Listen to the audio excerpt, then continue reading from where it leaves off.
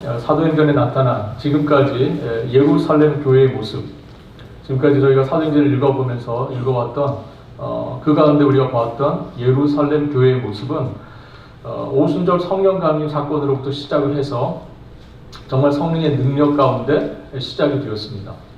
그러나 그렇게 능력 가운데, 성령의 은혜 가운데 시작된 예루살렘 교회가 초반부터 사실은 많은 고난과 핍박에 시달려 왔었습니다.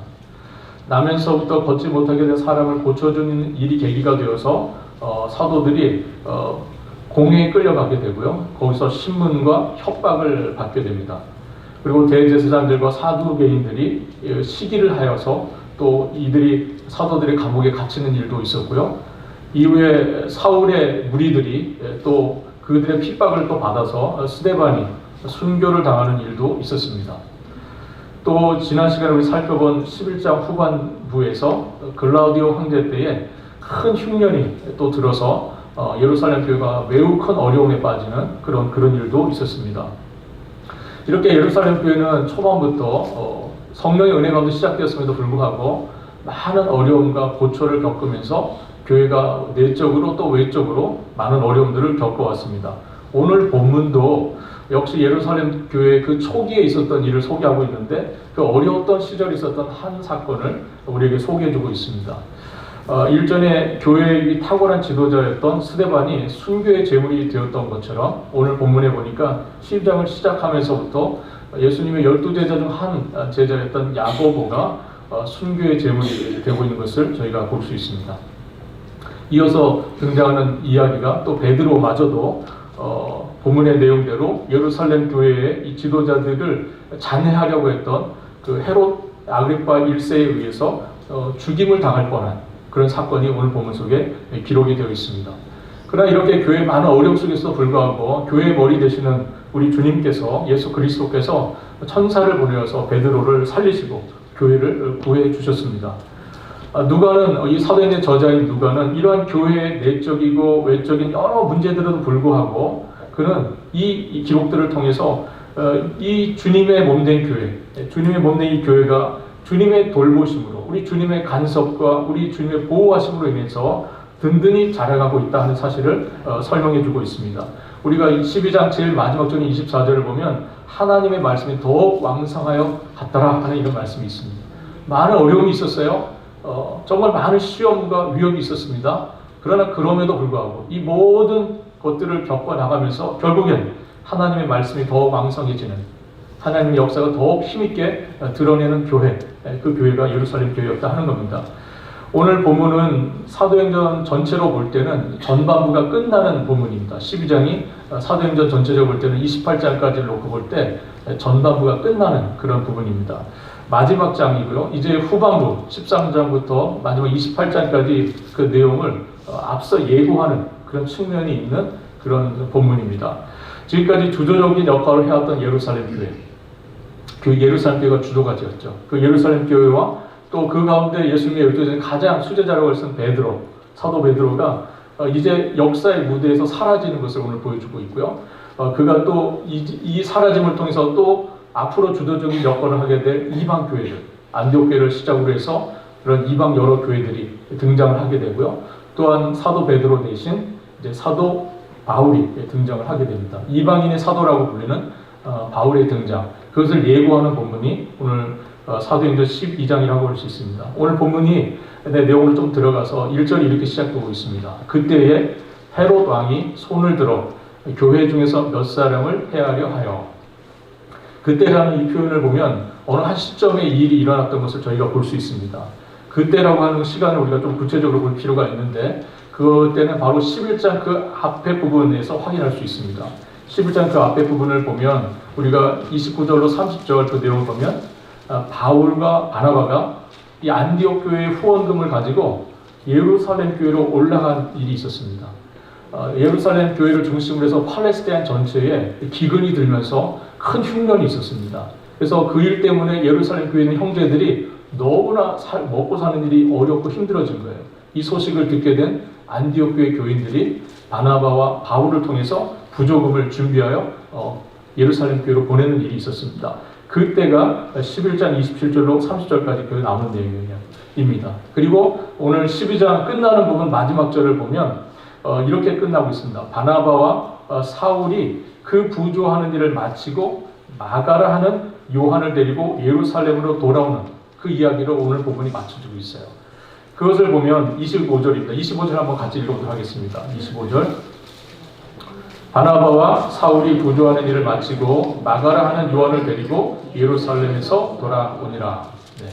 그러면 우리가 11장 마지막 끝과 12장 마지막 끝에 이 두 이야기를 연결해 보면 오늘 그때라고 하는 시점이 어느 때인지를 알 수 있게 됩니다. 그것은 언제입니까? 바로 안디옥 교회가 예루살렘을 돕기 위해서 부조금을 모아서 바울과 또 바나바를 통해서 보내고 돌아오는 그 사이에 있었던 예루살렘 교회에서 있었던 일입니다. 부조를 전하기 위해 가고 돌아오는 것 사이에 있었던 예루살렘 교회에서 있었던 그 일, 바로 그때에 있었던 일을 오늘 본문이 소개해주고 있습니다. 1절에 또 한 사람이 등장을 하는데 그 사람이 바로 헤롯이라는 사람입니다. 헤롯 하면 여러분들 떠오르는 사건이 있죠. 헤롯 하면 예수님이 태어나실 때에 헤롯이 어린아이를 죽이는 일이 있지 않습니까? 그 일이 있었는데 이때 등장하는 헤롯, 예수님이 태어났었을 때 등장하는 헤롯은 헤롯 대왕입니다. 우리가 헤롯 대왕이라고 따로 부르고요. 그의 아들을 헤롯 안티파스라고 부릅니다. 헤롯 안티파스이고요. 그리고 헤롯 안티파스의 아들이 헤롯 아그리파 1세입니다. 오늘 본문에 등장하는 사람이 바로 이 사람이에요. 헤롯 아그리파 1세. 헤롯의 대왕의 손자가 되는 것이죠. 이 사람이 오늘 본문 속에 등장하는 사람입니다. 그리고 사도행전을 보면 또 헤롯이라는 이름이 또 한 번 등장해요. 후반부에 가면요. 그때 등장하는 헤롯은 이 헤롯 아그리파 1세의 아들, 그 헤롯 아그리파 2세가 됩니다. 이 사람이 바울과 만나는 이야기가 사도행전 뒷부분에 25장에서 26장에 소개가 되어 있습니다. 이 헤롯이 손을 들어서 오늘 본문에 보니까 교회 지도자들을 해하려고 했다 하는 겁니다. 근데 이 상황이 사실 좀 특이한 상황입니다. 왜냐하면 지금까지 교회를 핍박했던 자들은 정치 지도자들이 아니었어요. 사실 지금까지 교회를 핍박했던 사람들은 누굽니까? 종교 지도자들이었습니다. 종교 지도자들.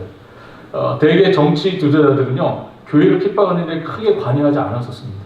그러나 교회가 계속 성장하고 또 사마리아가 하나님의 백성으로 들어오고 더 나아가서 이방인들이 하나님의 백성으로 인정되는 이 과정에서 상황이 바뀌기 시작했습니다. 지금까지 호의적이었던 그들의 태도가 서서히 바뀌게 된 것이죠. 즉 이제 정치 지도자들이 예수님의 공생애를 우리가 놓고 볼 때에 예수님의 공생애도 비슷한 일이 있었습니다. 전반부에는 종교 지도자들은 오히려 예수님에 대해서 호의적이었던 것 같아요. 오히려 종교 지도자들이 예수님을 핍박했죠. 그러나 후반부에 가면 예수님 십자가에 못 박히는 그 순간이 되면 정치 지도자들이 어떻게 합니까? 종교 지도자들과 결탁을 하죠. 그래서 결국은 예수님을 십자가에 못 박는 그런 일이 일어났습니다. 이런 비슷한 상황이 지금 일어나고 있는 것이죠. 만약 헤롯이 이 야고보, 예수님의 12사도 중에 한 사람이었던 제자였던 한 사람이 야고보를 처형할 때에 유대인들이 반대가 심했다니, 유대인들이 거세게 반대했다면 그 헤롯이 감히 사도 베드로까지 죽이려고 하지 않았을 겁니다. 그런데 지금 야고보를 죽이고 나니까 어땠어요? 오늘 본문에 보니까요. 3절에 보니까 유대인들이 이 일을 기뻐했다고 했습니다. 이게 굉장히 보니까 정치 지도자들은 백성들의 분위기를 보잖아요. 지금 야고보를 죽였는데 백성들이 뭐 하고 있습니까? 호응해주고 있어요. 그래서 이참에 어떻게 합니까? 베드로까지 잡아들이는 그런 상황이 되었습니다. 그런데 야고보처럼 당장 죽이려고 했는데 그 기간이 보니까 공교롭게도 무교절입니다. 무교절은 우리가 유월절과 무교절 붙여서 우리가 이해를 하는데 이 유월절, 무교절 이 절기는 사실은 유대인들에게 있어서 가장 중요한 절기입니다. 가장 큰 명절이에요. 일종의 명절. 모두가 정말 들뜨고 기쁘고 감사와 환호가 넘치는 그런 절기입니다. 그렇기 때문에 이때에 베드로를 죽일 수는 없었던 것 같습니다. 우리 1절부터 4절까지 말씀 제가 다시 한번 읽겠습니다. 그때 헤롯 왕이 손을 들어 교회 중에서 몇 사람을 해하려 하여 요한의 형제 야고보를 칼로 죽이니 유대인들이 이 일을 기뻐하는 것을 보고 베드로도 잡으려 할세 때는 무교절 기간이라. 잡음에 옥에 가두어 군인 내식인 네페에게 맡겨 지키고 6월절 후에 백성 앞에서 끌어내고자 하더라. 이렇게 되어 있죠. 여기에서 이 누가복음과 사도행전의 저자인 누가는 여러 면에서 예수님의 고난, 그리고 지금 베드로와 야고보를 위시한 이 사도들의 고난, 이것을 서로 긴밀하게 연결하고 있는 것을 볼 수 있습니다. 먼저 예수님과 베드로는 모두 다 6월절, 이 무교절 기간에 체포를 당합니다. 예수님도 이 6월절을 앞두고 무교절 기간에 체포를 당하죠. 시기가 같은 시기입니다.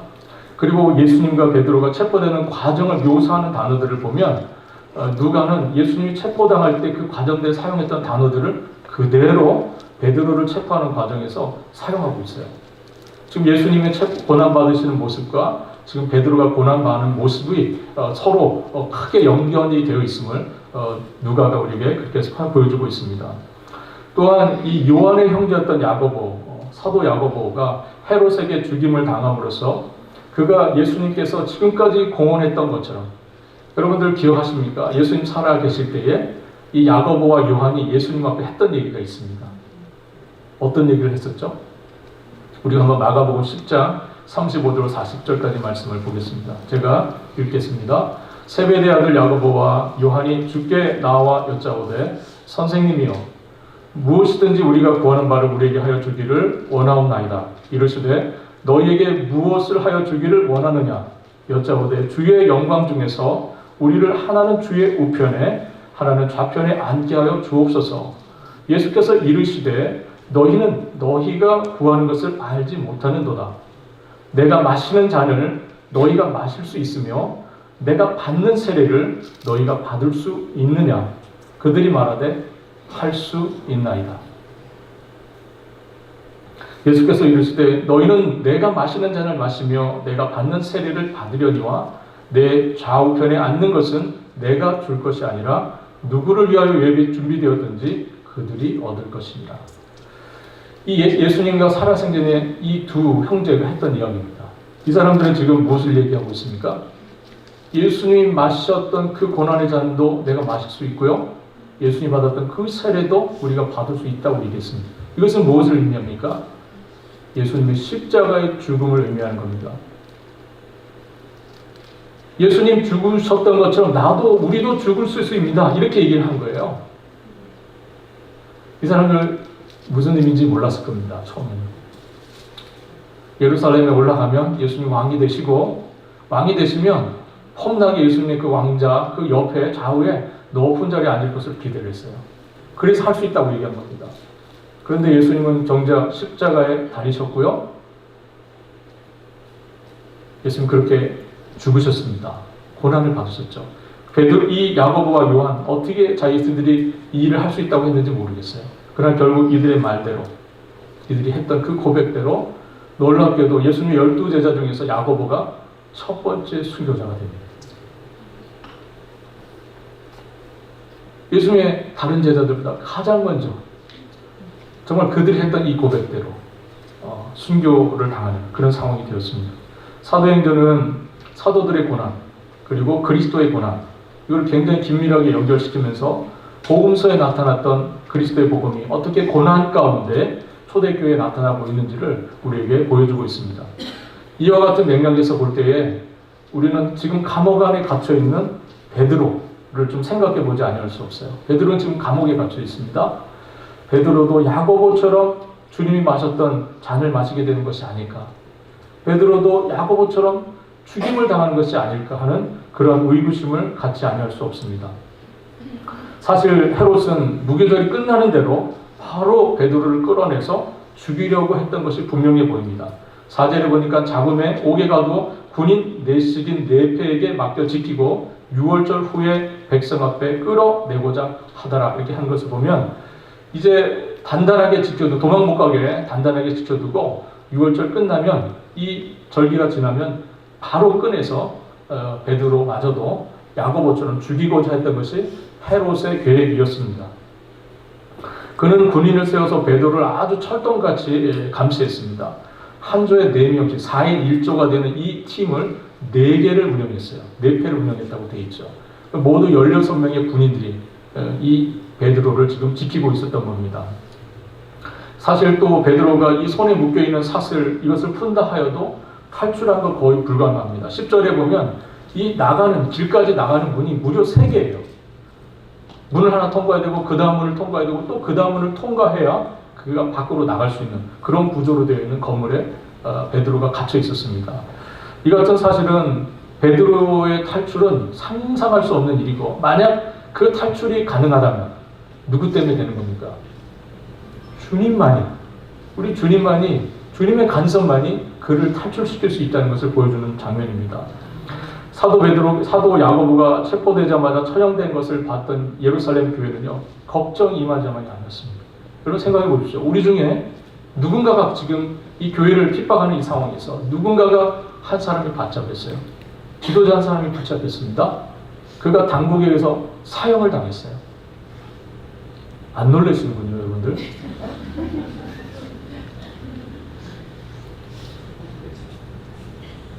교회를 향한 핍박 속에서 교회 지도자 한 사람이 붙잡혀서 죽임을 당한 겁니다. 네, 우리 집사님이 액션을 해주셔서 감사합니다. 죽임을 당했어요. 죽임을 당했어요. 그러니 또 정말 이 그룹의 가장 리더라고 해서 베드로마저도 지금 붙잡혀 있는 상황입니다. 그러니 이 교회의 걱정이 어떻겠습니까? 교회의 걱정이 이만저만이 아니었을 것 같아요. 예, 정말 너무나 걱정이 되고 염려가 되는 그런 상황입니다.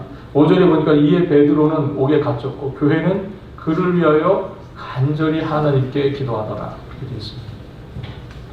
여기서 우리가 주목해야 될 것은 이 기도라고 하는 명사에 붙어있는 하나의 수식하는 단어입니다. 간절히라는 단어죠. 여러분, 기도와 가장 잘 어울리는 단어는 뭡니까? 간절히. 간절히라는 단어만큼 기도에 어울리는 단어는 없는 것 같아요. 누가복음 22장 44절을 보면 우리 주님께서 마지막 기도를 하실 때 겟세마네 동산에서 기도하시는 장면을 누가가 묘사한 겁니다. 예수께서 힘쓰고 애써 더욱 간절히 기도하시니 땀이 땅에 떨어지는 핏방울같이 되더라. 우리 주님 이 땅에 계실 때에 정말 십자가의 죽음을 앞두시고 하셨던 기도의 모습입니다. 힘쓰고 애써 더욱 간절히 기도하셨다. 힘쓰고 애써 더욱 간절히 기도하시는 주님의 모습. 기도라는 단어에 가장 어울리는 단어는 간절이라는 단어 같아요. 여러분, 기도는 간절해야 합니다. 정말 간절한 기도가 돼요. 간절한 기도는 자연스럽게 그 양에 있어서도 넘칠 수밖에 없습니다. 여러분, 간절한 자가 짧게 기도할 수 있습니까? 간절한 기도가 짧은 기도가 될 수 있습니까? 짧고 굵은 거 좋아하는 분들 많이 계시죠? 짧고 굵게. 기도도 짧고 굵게. 근데 간절한 기도가 짧고 굵게 될 수 있습니까? 물론 기도는 우리가 상황에 따라서 짧게 할 수도 있어요. 짧은 기도도 있습니다. 우리가 느헤미야서를 보면 정말 느헤미야는 순간순간 짧게 기도했던 것을 볼 수 있습니다.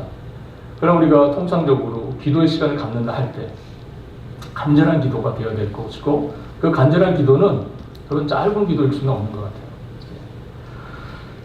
우리가 누가복음에 보면 기도에 대한 여러 가지 이야기들이 참 많이 나옵니다. 누가는 참 기도에 대한 이야기를 많이 해요. 누가복음 11장에 보면 간청하는 기도가 나옵니다. 그 비유를 예수님께서 말씀하시죠. 그리고 누가복음 또 18장에 가서도 거기에 포기하지 않고 끝까지 낙심하지 않고 하는 기도에 대한 비유를 주님께서 또 말씀하시는 부분이 나옵니다. 이처럼 이 예루살렘 교회의 기도, 이 베드로의 일로 인해서 시작된 이 예루살렘 교회의 기도회는 많은 사람들이 모였던 것 같아요.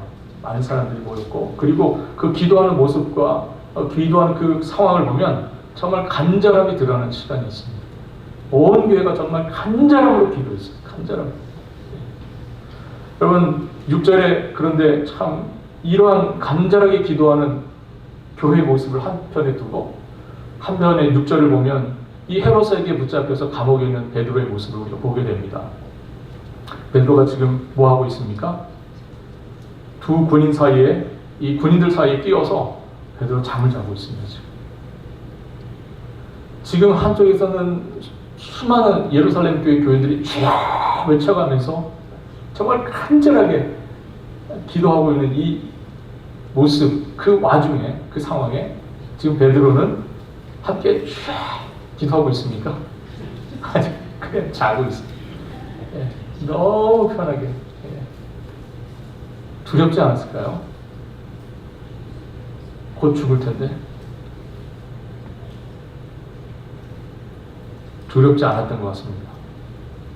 베드로는 사실 가장 친했던 믿음의 동료였던 야고보의 죽음을 하루 전에 봤습니다. 얼마 전에 야고보가 죽는 것을 봤습니다. 나도 죽겠구나 생각이 안 들었겠습니까? 그런데 베드로 잠을 잡니다. 모든 것을 주님께 맡겼기 때문에, 의탁했기 때문에 잠들 수 있었던 것을 보입니다. 7절 말씀을 같이 보겠습니다.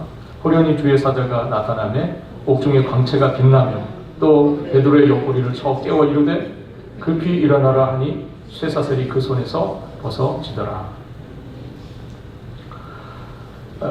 누가복음 이 사도행전의 저자인 누가는 7절에서 하나님의 이 놀라운 베드로 구출 작전을 소개하기 시작합니다.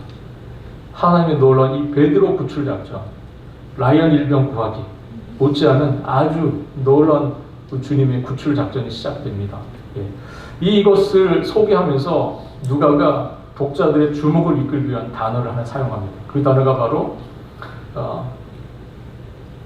카이 이두라는 헬라어입니다. 두 단어입니다. 카이는 영어에서 and, 그리고 그런 뜻입니다. 이두는 보라 그런 뜻입니다. 보라.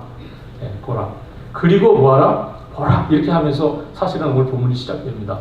한글 개혁성에서 호련이라는 단어를 쓰고 있는데 번역에 조금 아쉬움이 있습니다. 네. 그리고 보라. 뭘 보라는 겁니까 도대체? 누가는 지금 뭘 얘기하려고 하는 거예요? 보라고 얘기해서 뭔가를 보여줘야 될 거 아닙니까? 그죠? 기대감을 일으키는 그런 표현입니다. 그리고 보라 하면서 지금 누가가 하나님께서 베드로를 얼마나 극적으로 그 어려움 속에서 구출해내시는지를 소개를 하고 있습니다. 누가는 이 표현을 굉장히 즐겨 사용합니다. 누가복음과 사도행전을 보면 모두 34번 이 표현을 써요. 카이, 이두 이 단어를 무려 34번이나 씁니다. 굉장히 누가가 즐겨 쓰는 표현이에요. 이 표현 뒤에는 항상 뭐가 나옵니까? 하나의 놀라운 역사들이 소개가 됩니다. 주목시키는 거죠. 보라 얘기를 하는 겁니다. 여러분들 주목하여 보십시오. 그런 뜻입니다. 여러분들의 대화 속에서 정말 하나님의 놀라운 역사를 말하려고 하는 그런데 여러분들 보십시오. 그런데 여러분들 보세요. 하나님께서 이렇게 일하셨습니다. 라고 말하는 그런 많은 이야기들이 있기를 바랍니다. 예. 여러분들의 삶 속에서, 여러분들의 대화 속에서도 하나님의 이 놀라운 역사들을 이야기하는 그런데 보세요. 하나님이 이렇게 역사하셨습니다. 그런데 보십시오. 우리 좀 이렇게 일하셨습니다. 이런 고백들이 여러분들이 많이 있기를 바랍니다. 7절을 제가 다시 한번 읽겠습니다. 호련히 주의 사자가 나타나매 옥중에 광채가 빛나며 또 베드로의 옆구리를 쳐 깨워 이르되 급히 일어나라 하니 쇠사슬이 그 손에서 벗어지더라. 주의 천사가 나타난 것. 그런데 여러분 보십시오. 주의 천사가 나타났습니다. 이렇게 얘기하는 거죠. 예. 주의 천사가 나타나니 어떻습니까? 어두운 감옥에 빛이 비쳤습니다. 그 어두침침한 감옥에 빛이 비쳤습니다. 이때 베드로를 감시하는 자들이 어떻게 되는지 우리는 알 수는 없지만 그때 이들은 깊은 잠에 빠져 있었던 것 같아요. 놀랍게도요. 주의 천사가 베드로의 옆구리를 치면서 급히 일어나라 이렇게 얘기합니다. 일어나라 이렇게 얘기하는 거죠. 그때 그의 손에서 쇠사슬이 저절로 풀렸다고 그렇게 기록을 하고요. 천사는 깨어난 베드로를 향해서 옷을 입고 신발을 신으라고 재촉을 합니다. 베드로는 그 지시대로 행하자 주의 천사가 또 이렇게 얘기합니다. 겉옷을 입고 나를 따르라 이렇게 명령을 합니다. 그런데 이 과정들을 잘 지켜보면은요, 이 과정을 지켜보면은 누가는 한 가지 사건을 머리에 떠올리면서 기억하면서 이 사건을 묘사하고 있습니다. 그것은 바로 이 베드로 구출 사건을 출애굽 사건과 연결하고 있는 거예요. 구약의 출애굽 사건. 여러분 우리가 출애굽에 보면 출애굽기 특별히 12장을 보면은 앞서 말씀드린 것처럼 지금은 어떤 기간입니까? 무교절 기간입니다. 무교절은 어떤 사건과 연결되는 기간이죠? 출애굽과 연결되는 기간입니다. 출애굽과 연결되는 기간이죠. 6절에 그 전날 밤에, 그 전날, 여러분 출애굽이 있는 그 바로 전날 밤에 어떤 일이 있었습니까? 6월절 어린 양을 잡는 일이 있었죠. 7절에 급히 일어나라. 급히 일어나라. 그리고 8절에 신을 신으라. 신을 신으라. 그리고 11절에 보면 베드로가 이런 고백을 합니다. 주께서 벗어나게 하셨다. 형제들에게 와서 하는 이야기입니다. 주께서 나로 하여금 이 어려움 속에서 벗어나게 하셨다. 출애굽에 대한 고백이죠. 출애굽 12장에 보면 이스라엘 백성들이 애굽을 떠나가는 그 과정을 묘사했던 표현들이 지금 하나님께서 베드로를 주의 천사를 통해서 구출해낸 이 과정 속에서 계속 사용되고 있었다는 겁니다. 조상들의 그 극적인 구원을 체험했던 그 출애굽 역사를 하나님께서 지금 베드로로 하여금 개인적으로 경험하게 하시는 그런 상황입니다. 베드로는 천사의 지시대로 행하면서 그것이 꿈인지 생시인지 확실히 알지 못했던 것 같습니다. 실제 상황이 아니라 환상인 줄 착각하고 있었어요. 9절에 보니까. 이렇게 생각하는 동안에 그는 천사의 안내를 받아서 감옥에서 점차 벗어나고 있었습니다. 베드로는 감옥에서 나와서 무사히 1차, 2차 관문을 통과하는데 아무 문제가 없었습니다. 그리고 이제 시내로 통과하는 그 쇠문 앞에 베드로가 서게 됩니다. 두 번째 문까지 나와서 마지막 문, 쇠로 된 이 문, 이것을 열고 나가면 길입니다. 완전히 탈출하는 거죠. 그런데 놀랍게도 베드로가 그 쇠문 마지막 문 앞에 도착하자마자 문이 어떻게 됐습니까? 저절로 열렸어요. 할렐루야. 쇠문이 그냥 열렸어요. 놀랍지 않습니까? 그리고 엘리베이터 앞에 서도 문이 열리는 것도 별로 놀라운 일이 아니지만 쇠문이 그냥 열렸어요. 그리고 베드로가 감옥에서 완전히 벗어나서 시내 거리를 들어서서 한 블록을 지나서 그때야 주의 천사가 떠나갔다고 기록을 하고 있습니다. 천사가 떠나가자 베드로가 비로소 환상이 아니라 실제 상황임을 깨닫게 되었습니다. 정신을 차린 베드로가 찾아간 곳이 있습니다. 오늘 보면 12절에 보니까 마가 요한의 어머니 마리아의 집을 그가 향해서 찾아갑니다. 이 마가 요한의 어머니 마리아의 집은 초대교회 시절에 예루살렘 교회에서 굉장히 중요한 장소입니다. 여기에 많은 예루살렘의 교인들이 모여서 정말 하나님께 간절히 지금 기도하고 있었고요. 예수님이 승천하신 이후에 120여 명의 예수님의 제자들이 모여서 기도했던 장소도 바로 이곳이고요. 역사적인 오순절 성령난 사건이 벌어졌던 장소가 바로 이곳입니다. 이곳에서 그 놀라운 일이 났죠. 그 이후도 이 집은 기도하는 집으로 늘 개방되었고 예루살렘 교회 교인들이 이 다락방에 모여서 항상 어려울 때마다 기도를 했던 그런 장소입니다. 정말 여러분들의 우리 교회, 우리 신앙 공동체에 이 마가의 다락방과 같은 그런 골방이 있으면 좋겠습니다. 우리가 정말 문제가 있을 때마다 가서 찾아가서 기도할 수 있는 그런 기도 초석, 그런 것이 우리에게 참 있으면 좋겠다는 생각이 듭니다. 베드로는 성공적으로 감옥을 나왔어요. 그러나 참 놀랍게도 이 마리아의 집 앞에 이르러서 전혀 예상하지 못한 상황을 만나게 됩니다. 베드로가 대문을 두드릴 때에 마리아의 집에서 문지기 역할을 했던 로데라고 하는 여자아이가 나왔습니다. 로데라는 이름의 뜻은 장미라는 뜻이에요. 장미. 예쁜 여자아이였던 것 같습니다. 이 여자아이가 영접하러 나왔다가 목소리 들어오는데 누굽니까? 베드로 사도예요. 와우. 그래서 문을 열어주고 가야 되는데 너무나 놀라고 기뻐가지고 문을 안 열어주고요. 그냥 들어간 거예요. 이 사람이 정말 놀라면 그죠? 너무나 기쁨을 이룰 수도 있는 거예요. 그죠? 그냥 들어가 버렸습니다. 예. 오늘 보면 13절과 14절 한번 같이 읽겠습니다. 13절, 14절. 베드로가 대문을 두드린데 로데라는 여자아이가 영접하러 나왔다가 베드로의 음성인 줄 알고 기뻐하여 문을 미처 열지 못하고 달려 들어가 말하되 베드로가 대문 밖에 섰더라 하니. 로데가 들어가서 한참 기도 중에 있는 예루살렘 교회 교인들에게 가서 베드로가 지금 대문 밖에 있다고 외쳤습니다. 그런데 놀랍게도 기도하는 사람들은 한결같이 내가 미쳤구나 이렇게 얘기했습니다. 내가 미쳤구나. 무시해버리는 거예요. 그러다 로데는 계속해서 정말 베드로라고, 베드로의 음성을 내가 들었다고 강력하게 주장합니다. 15절 한번 같이 읽어보겠습니다. 15절. 그들이 말하되 내가 미쳤다 하나 여자아이는 힘써 말하되 참말이라 하니 그들이 말하되 그러면 그의 천사라 하더라. 로데가 참말이다. 정말 거짓말하는 거 아니에요. 정말 참말입니다. 나를 믿어주세요. 이렇게 얘기를 했다는 거죠. 여러분, 이 강변하는 항변하는 로데의 모습을 보면서 우리는 이 베드로의 모습을 또 떠올리지 아니할 수 없습니다. 예수님께서 잡혀서 죽이시기 그 전날 새벽에 대제사장의 뜰에서 주님께서 재판을 받으신 적이 있습니다. 그때 어떤 사람이 베드로를 보고 너는 갈릴리 사람이다. 예수와 한패라고 이야기를 했습니다. 참으로 너가 예수와 함께 있었던 것을 내가 봤다고 주장하는 사람이 있었습니다. 이때 베드로는 이 사실을 어떻게 했습니까? 한사코 부인했습니다. 제발 내 말을 믿어달라. 나 그 사람 모른다고. 참말이라고. 나 거짓말하는 거 아니야. 나 그 사람 정말 몰라. 완전 잡아댔습니다. 이 말을 통해서 누가는 역설적으로 교회의 행동이 과거 베드로의 그 예수님 부인했던 그 행동과 같은 아주 어리석은 행동을 하고 있다는 것을 누가가 우리에게 보여주고 있습니다. 여러분 참 놀랍지 않습니까? 우리가 기도를 하고 있는데 기도 응답을 의심하다니요. 기도를 열심히 하고 있는데 기도가 응답이 됐어요. 네, 의심합니다. 이런 어리석은 행동이 또 어디 있겠습니까? 집안에서 로데와 교인들 사이에 실랑이가 한참 멀어지고 있을 때 베드로는 뭐 했겠습니까?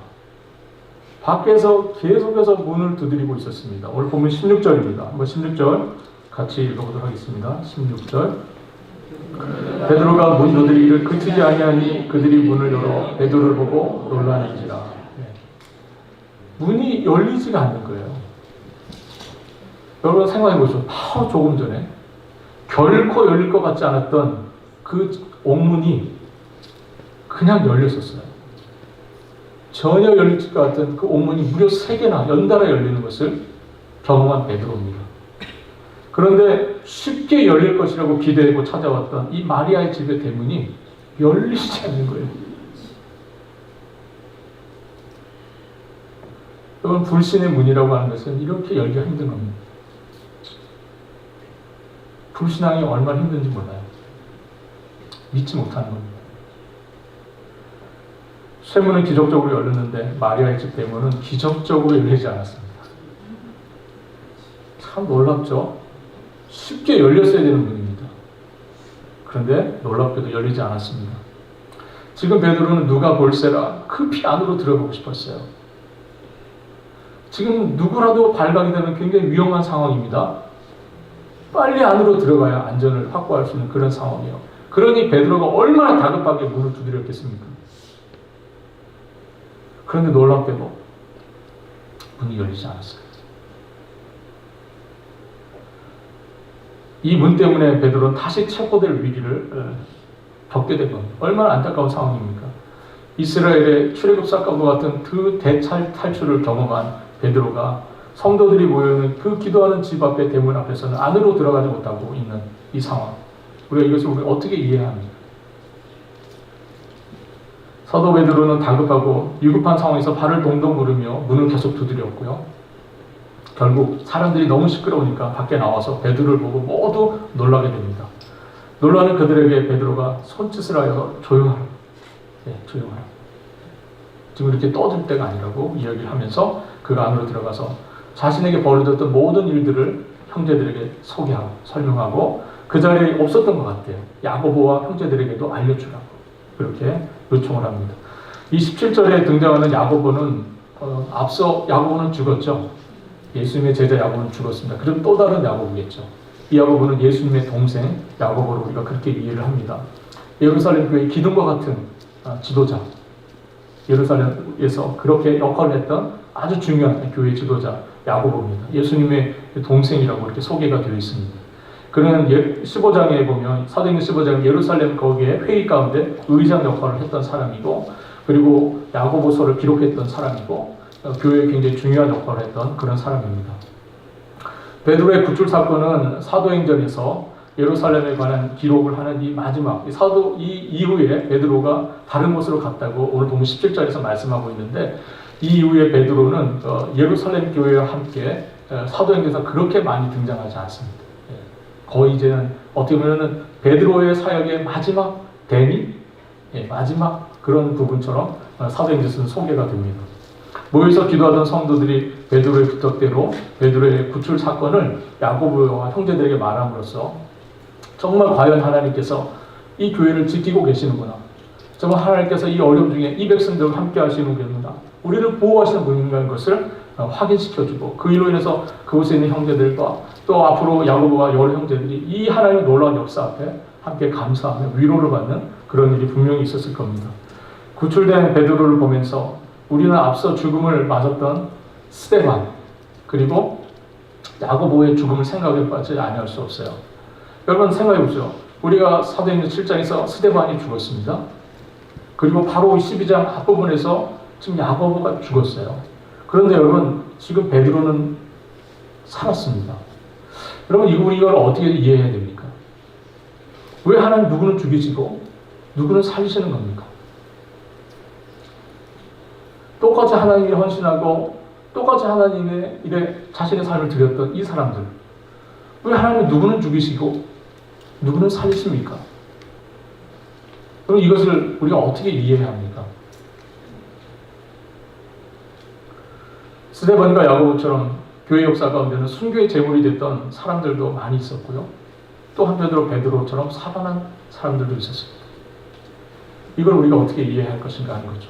우리 로마서 14장 7절과 8절 말씀 한번 같이 보도록 하겠습니다. 로마서 14장 7절과 8절 같이 읽습니다. 우리 중에 누구든지 자기를 위하여 사는 자가 없고 자기를 위하여 죽는 자도 없도다. 우리가 살아도 주를 위하여 살고 죽어도 주를 위하여 죽나니 그러므로 사나 죽으나 우리가 주의 것이로다. 여러분 믿는 자들, 우리라고 표현한 거 보니까 믿는 사람들 얘기하는 것 같아요. 믿는 사람들 중에는 누구든지 자기를 위하여 사는 자가 없죠. 우리 가운데 자기를 위하여 사는 자가 있습니까? 우리는 모두 다 주님을 위하여 삽니다. 그죠? 네. 그러므로 우리가 살아도 주를 위하여, 죽어도 주를 위하여 죽나니 그러므로 우리가 살아 있으나 죽어 있으나 주님의 것인 것은 매 한 가지인 겁니다. 우리가 살아도 주를 위하여 살고 죽어도 주를 위하여 죽나니 그러므로 사나 죽으나 우리가 주의 것이로다. 제가 고등학교 올라가면서 영어 공부 열심히 하려고 책을 한 권 샀었습니다. 그 당시 유명한 영어 학습지를 샀는데 거기에 일과가 명사예요. 명사에 대한 표현이 나오는 건데 영어에는 명사가 될 수 있는 게 여러 가지가 있더라고요. 그러면서 배웠던 첫 번째 문장이 있었습니다. To be or not to be, that is the question. 사느냐 죽느냐 이것이 문제로다. 이게 셰익스피어가 쓴 4대 비극 중에 햄릿에 나오는 대사입니다. To be 사느냐 or not to be 죽느냐. 세상 사람들은 사느냐 죽느냐가 중요한 문제입니다. 세상 사람들은 사느냐 죽느냐가 큰 문제입니다. 왜냐하면 죽음으로 모든 의미를 상실해버리기 때문에 죽으면 참 어려운 일이 됩니다. 그러나 여러분들 신자들은 어떻습니까? 죽음에 대한 여러분들의 생각은 어떠세요?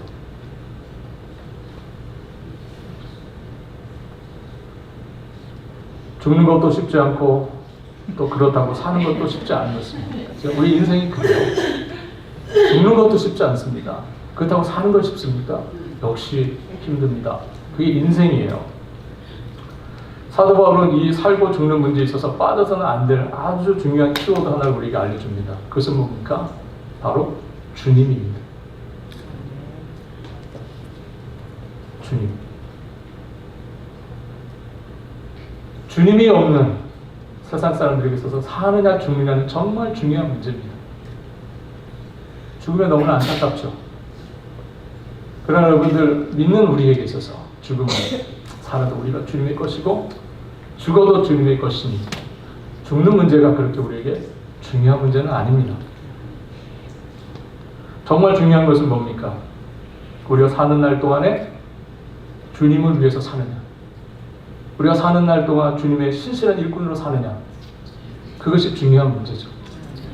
살고 죽는 게 뭐 그렇게 중요한 문제입니까? 우리가 어차피 주님의 것인데. 그러나 주님이 없다면 살고 죽는 문제는 아주 심각한 문제가 됩니다.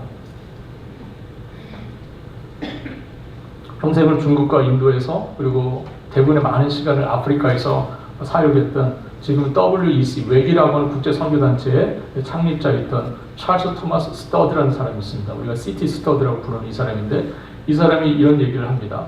제가 인용했는데 저거 한번 같이 읽어보시죠.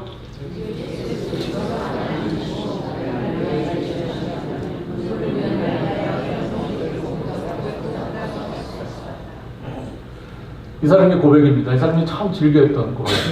예수 그리스도가 하나님이시고 나를 위해 죽으셨다면 그분을 위한 나의 어떤 희생도 결코 크다고 할 수 없다. 그가 남긴 유명한 시가 있습니다. 한 번뿐인 인생 속히 지나가나니라는 시입니다. 그 시에서 그가 이런 고백을 합니다. 같이 읽겠습니다.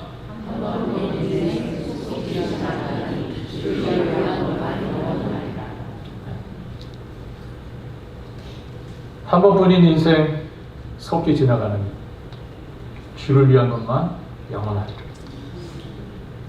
여러분, 우리 인생이라고 하는 것은 들에 피는 꽃과 같이, 들에 피는 풀과 같이 잠깐 피었다가 화려하게 잠깐 피었다가 사라져버리고 사그러버리는 그게 우리 인생이에요. 속히 지나갑니다. 정말 빨리 지나갑니다. 정말 빨리 지나가요. 얼마나 인생이 이렇게 빨리 지나가는지 모릅니다. 여러분들 지나간 시간들 생각해 보십시오. 하룻밤의 꿈 같지 않습니까? 그냥 빨리 지나갔어요. 근데 여러분 중요한 건 뭡니까? 뭐만 영원합니까? 주님을 위한 것만 영원한 겁니다. 여러분들의 삶이 영원해지기 위해서는, 여러분들의 삶이 영원한 것이 되기 위해서는 여러분들이 정말 삶이 주님의 것이 되어야 돼요. 여러분들의 시간을 주님의 이름으로 쓰고요. 여러분들이 갖고 있는 것을 주님의 이름으로 사용합니다. 그래야 여러분들의 삶이, 여러분들의 인생이 영원한 것이 됩니다. 주님과 관계되어 있다는 삶은 그냥 사라져버리는 거예요. 주님과 함께 동행하고 주님을 위해서 쓰여졌던 여러분들의 인생, 그거는 영원한 겁니다. 우리 하나님 기억하시겠죠? 오늘 본문 베드로의 고백처럼 또 시티 스터디의 고백처럼 우리에게 중요한 것은 사느냐 죽느냐가 아니라 어떻게 사느냐이지. 어떻게 사느냐. 우리 인생이라고 하는 것이 어린아이의 도시락처럼 한 번 먹어 없어지는 것일 수 있어요. 여러분, 그러나 그 어린아이의 도시락이 주님의 손에 들려졌었습니다. 우리 주님께서 그 어린아이의 도시락을 붙들고 하늘을 우러러 축사하셨어요. 축복하셨습니다. 그리고 이 어린아이의 도시락을 사람들에게 나눠주기 시작했어요. 5,000명이 먹었습니다. 어린아이의 한 끼 식사로 끝날 수밖에 없는 그 작은 것이 주님의 손에 올려졌고 주님이 그것을 하늘으로 축복하셨을 때 이것은 5,000명을 먹이는 것이 되었습니다. 믿으십니까? 여러분, 우리의 인생이라고 하는 것이 정말 그런 도시락과 같습니다. 정말 그 도시락과 같아요. 그냥 나 한 번 먹으면 나 한 끼 배부른 것으로 끝나는 그것이 바로 우리 인생입니다. 여러분, 나 잠깐 배부르고 말 인생을 살겠습니까? 아니면 여러분들의 삶을 주님 앞에 드려서 주님이 축복하시고 이 시대를 위하여 나눠주고 사용되어져서 많은 이들을 주님의 구원에 참여하게 하는 복된 삶으로 여러분들 나아가시겠습니다. 여러분들은 여러분들의 인생이 어떻게 쓰임받기를 원하세요? 앞서 말씀드린 것처럼 베드로는 이 사건 이후에 사도행전에서 특별히 등장하지 않습니다. 17절을 마지막으로 사라지는 베드로의 모습을 보면서 우리는 주님이 사용하시는 때가 있다는 생각을 하게 됩니다. 주님이 사용하시는 때. 인생은 들의 풀과 같아서 영원하지 않은 한때를 살아갈 뿐입니다. 하나님이 등장시키시면 우리가 등장을 하고요. 하나님이 퇴장시키시면 퇴장하는 게 인생입니다. 그러므로 중요한 것은 무엇입니까? 일하게 하실 때 일해야 합니다. 일하게 하실 때 일해야 돼요. 우리는 곧 퇴장합니다. 우리는 정말 곧 퇴장합니다. 하나님이 퇴장을 명하시면 그냥 퇴장하는 거예요. 여러분이 우리가 아직은 주님 앞에서 하나님께서 우리를 살아가게 하십니다. 아직은 등장시키셨어요. 아직은 무대 위에 우리를 올려놓으셨어요. 여러분, 역할을 해야 되지 않겠습니까?